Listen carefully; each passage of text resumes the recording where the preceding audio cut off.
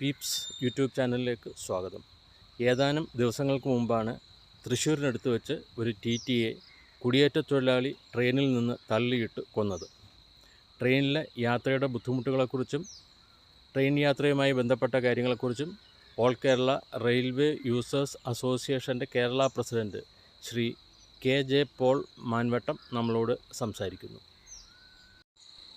കഴിഞ്ഞ ദിവസം എറണാകുളം പാറ്റ്ന ട്രെയിനിൽ ഉണ്ടായ ദുരന്തം ഏറെ കേരള ജനതയെ മാത്രമല്ല ഇന്ത്യയിലെ റെയിൽ യാത്രക്കാരെ മുഴുവൻ ഞെട്ടിപ്പിക്കുന്നതായിരുന്നു. അതിൽ ഓൾ കേരള റെയിൽവേ യൂസേഴ്സ് അസോസിയേഷന് അഗാധമായ ദുഃഖമുണ്ട്. അതിൻ്റെ പ്രസിഡന്റ് KJ പോൾ എന്നുള്ള നിലയിലും കേരള ജനതയുടെ പേരിലും ഞങ്ങൾ ആ ദുഃഖം വേദനയും അറിയിക്കുകയാണ്. എന്നാൽ ട്രെയിൻ യാത്രയിൽ പല പ്രശ്നങ്ങളുമുണ്ട്. ട്രെയിൻ യാത്ര സുരക്ഷിതമായിരിക്കണമെന്ന് ഇന്ത്യൻ റെയിൽവേ എന്നും നിഷ്കർഷിക്കുന്നുണ്ട്, ആഗ്രഹിക്കുന്നുണ്ട്.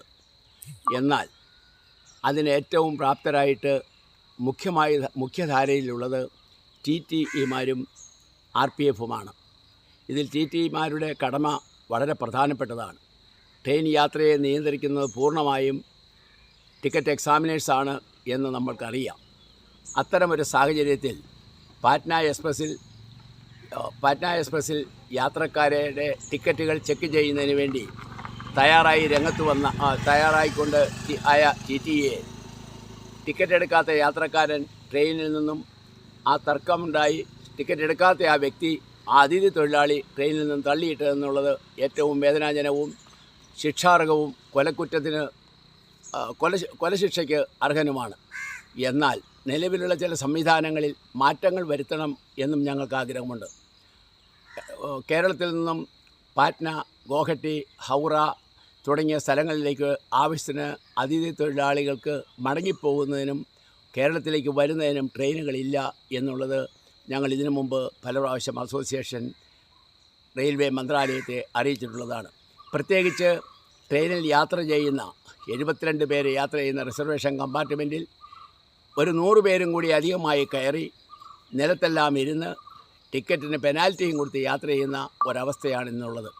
ആ അവസ്ഥയ്ക്ക് ഒരു പരിഹാരമുണ്ടാക്കാതെ ഇതുപോലെയുള്ള പ്രശ്നങ്ങൾ പരിഹരിക്കുവാൻ കഴിയുകയില്ല. ഞാൻ ഉദ്ദേശിച്ചത് TTA തള്ളിയിട്ട് കൊല്ലുന്നതല്ല, പ്രശ്നങ്ങൾ എന്നുദ്ദേശിച്ചപ്പോൾ യാത്രക്കാരുടെ സൗകര്യങ്ങളെയാണ് ഉദ്ദേശിച്ചത്. റിസർവ് ചെയ്ത മലയാളി യാത്രക്കാർക്കോ അല്ലാത്തവർക്കോ റിസർവേഷൻ കമ്പാർട്ട്മെൻറ്റിൽ സുരക്ഷിതമായി പാറ്റ്ന, ഗോഹട്ടി, ഹൗറ മേഖലകളിലേക്ക് യാത്ര ചെയ്യുന്നതിന് ഇന്ന് വളരെയധികം കഷ്ടപ്പാടാണ്. കാരണം ആളുകൾ തിങ്ങി നിറഞ്ഞാണ് അൺറിസർവ്ഡ് കമ്പാർട്ട്മെൻറ്റിനൊപ്പമാണ് ഈ റിസർവേഷൻ കമ്പാർട്ട്മെൻറ്റിൽ മുന്നോട്ട് പോകുന്നത്.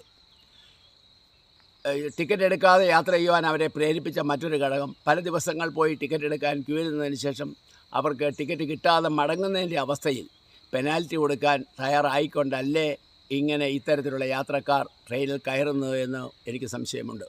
ഏതായാലും അതിഥി തൊഴിലാളികൾ ഞങ്ങളുടെ ട്രെയിൻ എന്നുള്ള നിലയിൽ എല്ലാ യാത്രക്കാരുടെയും മേൽ ആധിപത്യം പുലർത്തുവാൻ ശ്രമിക്കുന്നതും ന്യായീകരിക്കുവാൻ കഴിയുകയില്ല. TTമാർക്ക് പൂർണ്ണ അധികാരമുണ്ട്. അവരെ കണ്ടാൽ മാത്രമേ റിസർവേഷനിലെ യാത്രക്കാർക്ക് എന്തെങ്കിലും ഒരു സുരക്ഷിതത്വം തോന്നുകയുള്ളൂ. ഇനി TTമാർക്ക് സംരക്ഷണം കൊടുക്കുവാൻ നമ്മുടെ RPF കൂടുതലായി രംഗത്ത് വരണം. ഇന്ന് RPFൻ്റെ നിയമനം വളരെ കുറഞ്ഞിരിക്കുകയാണ്. ട്രെയിനിൽ RPFൻ്റെ പ്രവർത്തനം ശക്തമാക്കണമെന്ന് പറയുമ്പോൾ അവിടെ ഒരു പ്രധാന കാര്യമുണ്ട്. ഉദാഹരണത്തിന് കോട്ടയത്തു നിന്ന് കയറുന്ന ഒരാളിന് കോട്ടയത്ത് വെച്ച് RPFൻ്റെ സഹകരണം കിട്ടും. എന്നാൽ അതിനുശേഷം കിട്ടുന്നത് എറണാകുളം ജംഗ്ഷനിലും എറണാകുളം നോർത്തിലും ആലുവയിലും തൃശ്ശൂരും മാത്രമാണ്. ഈ സാഹചര്യം മാറി ഈ ട്രെയിനിൽ തന്നെ RPFൻ്റെ എണ്ണം കൂടുതലായി ഉണ്ടായെങ്കിൽ മാത്രമേ ഇത്തരത്തിലുള്ള സുരക്ഷിതത്വം യാത്രക്കാരിലേക്ക് ലഭിക്കുകയുള്ളൂ. ഏത് സമയത്തും RPFൻ്റെ സാന്നിധ്യം TTമാരോട് കൂടിയും കമ്പാർട്ട്മെൻറ്റിലും ഉണ്ട് എന്ന് ഉറപ്പുവരുത്തേണ്ടത് ഏറെ ആവശ്യമാണ്. മറ്റൊരു കാര്യം, TTമാർ യാത്രക്കാരോട് സൗഹൃദമായി കുറച്ചുകൂടി പെരുമാറണം. ഞാൻ വിനോദിൻ്റെ കാര്യത്തിലല്ല ഉദ്ദേശിച്ചത്. പക്ഷേ ചില സന്ദർഭത്തിലെല്ലാം ഒരു 56 വർഷമായി സ്ഥിരം യാത്രക്കാരനായ എന്നെ സംബന്ധിച്ചോളം ചില സന്ദർഭത്തിലെങ്കിലും യാത്രക്കാരും TTമാരുമായി കലഹിക്കുന്നത് കാണുവാൻ സാധിച്ചിട്ടുണ്ട്. അത് ഒഴിവാക്കേണ്ടത് ആവശ്യമാണ്. ഈ പെനാൽറ്റിയിലൂടെ റെയിൽവേ സ്വീകരിക്കുന്ന ആ വരുമാനം അന്യായമാണ് എന്ന് പറയുന്നതിന് യാതൊരു മടിയുമില്ല. കാരണം റിസർവേഷൻ ട്രെയിനുകളിൽ സീറ്റില്ലാതെ ടിക്കറ്റ് വെയിറ്റിംഗ് ലിസ്റ്റിൽ കൊടുക്കുകയും അവരെ യാത്ര ചെയ്യുന്നതിന് വീണ്ടും പെനാൽറ്റി ഇടുകയും ഒക്കെ ചെയ്യുന്നത്, സീറ്റ് പോലും കൊടുക്കാതെ ചെയ്യുന്നത് ഏറ്റവും തെറ്റായ ഒരു വലിയ അന്യായമായ ഒന്നാണ് റെയിൽവേ ചെയ്യുന്നത്. അതിന് പരിഹാരം കൂടുതൽ ട്രെയിനുകൾ ഉണ്ടാകണം എന്നുള്ളതാണ്. ഉദാഹരണത്തിന് ആ ട്രെയിനുകളുടെ ആവശ്യകതയെപ്പറ്റി പറയുമ്പോൾ തിരുനെൽവേലിയിൽ നിന്നും പാലക്കാട്ടേക്ക് പോകുന്ന പാലരുവി എക്സ്പ്രസിനെ പറ്റി എനിക്ക് സൂചിപ്പിക്കാതിരിക്കാൻ നിവൃത്തിയില്ല. പല ട്രെയിനുകൾ, ഉദാഹരണമായി പാലരുവി തന്നെ എടുക്കുകയാണ്. കൊല്ലം മുതൽ എറണാകുളം ടൗൺ വരെ ആ ട്രെയിൻ തിങ്ങി നിറഞ്ഞാണ്. ഓരോ കമ്പാർട്ട്മെൻറ്റിലും 72 പേർക്ക് പകരം 150, 200 പേര് വരെ യാത്ര ചെയ്യുന്ന സാഹചര്യങ്ങളാണ് ഇന്ന് നിലവിലുള്ളത്.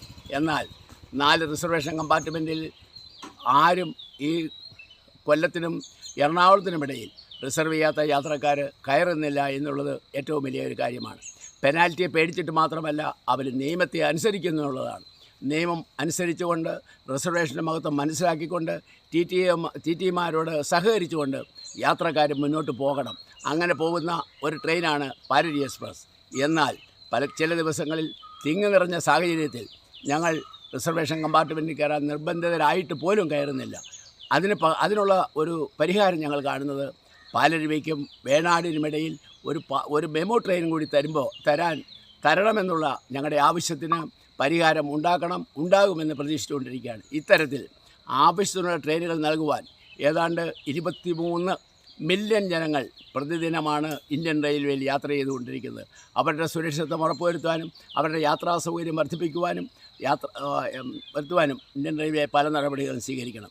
അതിൽ മുഖ്യമായി വാതിലുകൾ പിടിപ്പിക്കുന്ന മെട്രോ പോലെ വാതിലുകൾ പിടിപ്പിച്ച ട്രെയിൻ ഒരു കാര്യമാണ്. മറ്റൊന്ന്, ചെക്ക് ചെയ്തതിന് ശേഷം മാത്രം ദീർഘദൂര ട്രെയിനുകളിൽ പ്രധാന സ്റ്റേഷനുകളിൽ നിന്നും കയറുവാനുള്ള സാഹചര്യം ഉണ്ടാക്കുക. കാരണം ഇന്ത്യൻ റെയിൽവേയിലെ എല്ലാ സ്റ്റേഷനുകളിലും ചെക്ക് ചെയ്ത് മാത്രം പ്ലാറ്റ്ഫോമിലേക്ക് ആളുകളെ കയറ്റുക എന്നുള്ളത് കുറച്ചുകൂടി വളരെ എളുപ്പമുള്ള കാര്യമല്ല.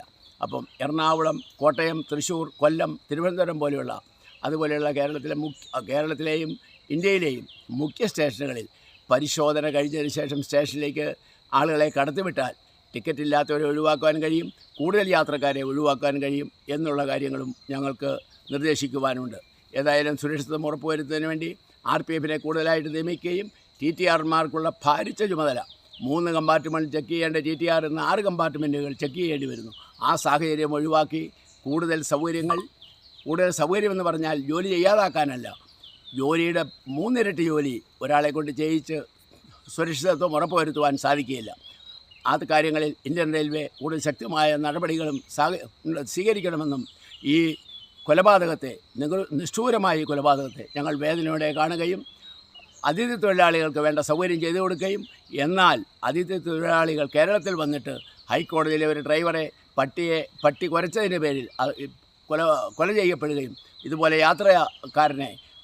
യാത്രക്കാരൻ TTയെ തള്ളിയിട്ട് അക്രമവാസന പുലർത്തുകയും ചെയ്യുമ്പോൾ അതിനെ നിഷ്ഠൂരം കാണുവാനുള്ള നടപടികൾ സ്വീകരിക്കണമെന്നുമാണ് ഞങ്ങളുടെ ആഗ്രഹം.